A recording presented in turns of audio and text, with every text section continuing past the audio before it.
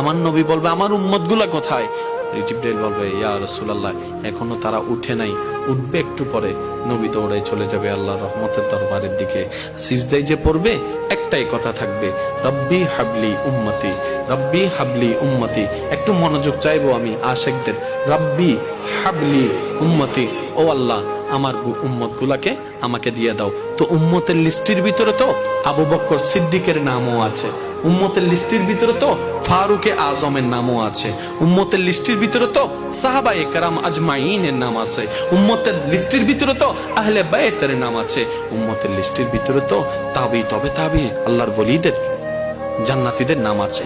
এবার আল্লাহ পাক বলবে আপনি যে বললেন রব্বি হাবলি উম্মতি, উম্মতকে দেওয়ার জন্য আপনি কি আবু বকরের কথা বলছেন? নবী বলে যে না, আমার আবু বকরকে নিয়ে চিন্তা নাই, আমার ফারুককে নিয়ে চিন্তা নাই, আমার ওসমানকে নিয়ে চিন্তা নাই, আমার আলীকে নিয়ে চিন্তা নাই। ও আল্লাহ আমার উম্মতের ভিতরে যারা জাহান্নামের অধিবাসী হবে ওই উম্মত গুলাকে আমাকে দিয়ে দাও।